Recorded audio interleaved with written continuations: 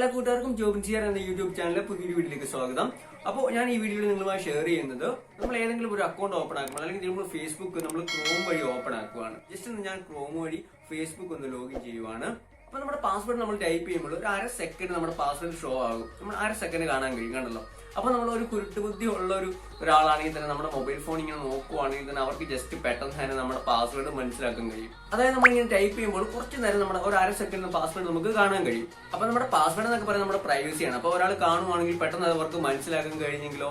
അപ്പൊ നമുക്ക് എങ്ങനെ ഈ ഒരു സംഭവം, അതായത് നമ്മൾ പാസ്വേഡ് ടൈപ്പ് ചെയ്യുമ്പോൾ അര സെക്കൻഡോളം കാണാൻ കഴിയുന്ന ഈ ഒരു ഫ്യൂച്ചർ നമുക്ക് ഓഫ് ആക്കി വെക്കാം.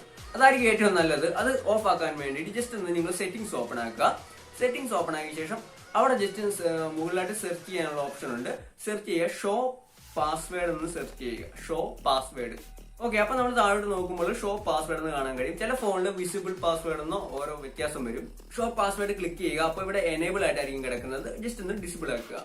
ഇനി ഒന്ന് ക്രോം ഓപ്പൺ ആക്കിയിട്ട് നമ്മൾ ഫേസ്ബുക്ക് നമ്മൾ അല്ലെങ്കിൽ വേറെ എന്തെങ്കിലും ജസ്റ്റ് ഒന്ന് പാസ്വേഡ് ടൈപ്പ് ചെയ്യുമ്പോൾ അങ്ങനെ കാണാൻ കഴിയില്ല.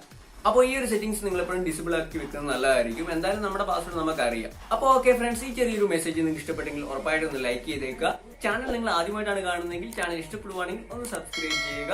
ഞാൻ അപ്ലോഡ് ചെയ്യുന്ന ടെക്നോളജി വീഡിയോസ് നിങ്ങൾക്ക് പെട്ടെന്ന് നോട്ടിഫിക്കേഷൻ ലഭിക്കുവാൻ വേണ്ടി സബ്സ്ക്രൈബ് ചെയ്യുക. തൊട്ടടുത്ത് കാണുന്ന ബെൽ ഐക്കൺ കൂടി ക്ലിക്ക് ചെയ്ത് വെക്കുക. അപ്പോൾ അടുത്തൊരു നല്ലൊരു വീഡിയോയിൽ കാണാം.